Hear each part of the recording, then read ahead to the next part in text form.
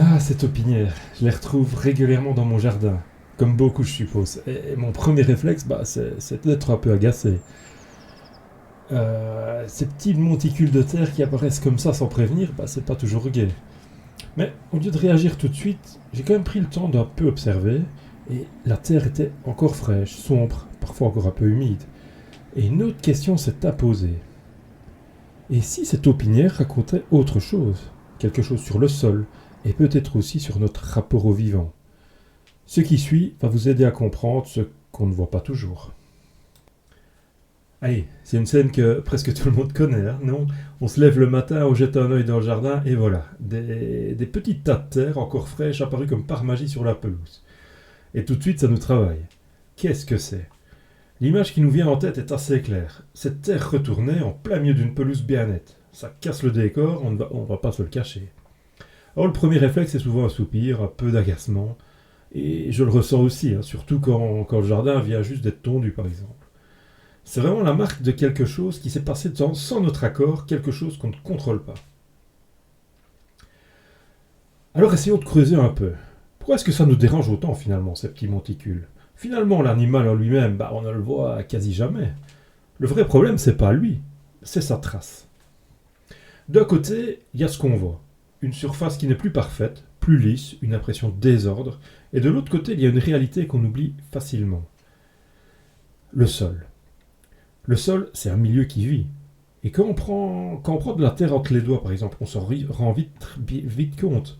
Et cette trace au fond, c'est juste un rappel qu'il se passe plein de choses juste sous nos pieds.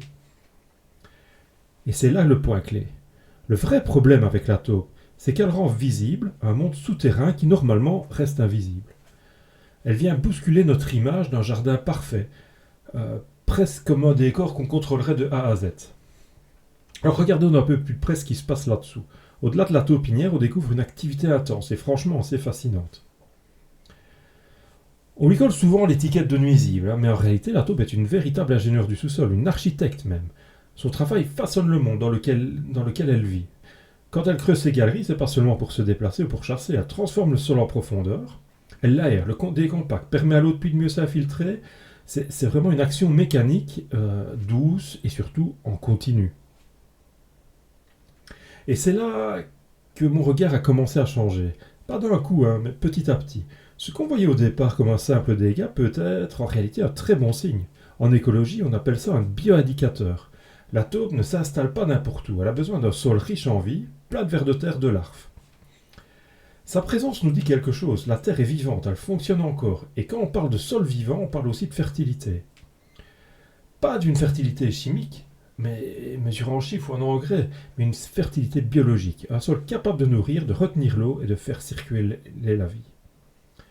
Alors d'un côté, il y a la perception d'une pelouse abîmée, du désordre, et de l'autre, la réalité écologique, un sol qui respire, un écosystème actif juste là sur nos pieds. C'est un vrai changement de perspective. Au fond, la taupe nous tend un miroir. La façon dont on réagit à sa présence en dit long sur notre rapport à la nature. On aime bien classer utile, nuisible, mais dans un écosystème, un animal n'a jamais à se justifier. Il est là, il vit, il occupe sa place. À ce stade, au fait, un mot peut apparaître. Il s'agit du mot Guillaume. Ce terme, en fait, il renvoie à une racine très ancienne liée à la terre, à l'humus, à ce qui fonde la vie. Il rappelle une idée simple mais essentielle. Nous ne sommes pas extérieurs au vivant, nous en sommes issus. Nous faisons partie des mêmes cycles, du même sol, des mêmes relations invisibles.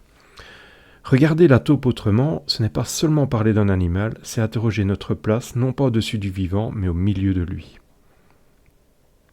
Et alors, que faire? De mon côté, j'ai commencé par ralentir, observer avant d'agir, essayer de comprendre avant de corriger. Accepter aussi que le jardin n'est pas qu'un décor, c'est un espace de vie partagé. Et peut-être que la vraie question est là finalement. Et si, au lieu de vouloir toujours tout contrôler, on apprenait simplement à cohabiter un peu mieux avec le vivant? Je vous remercie pour votre écoute.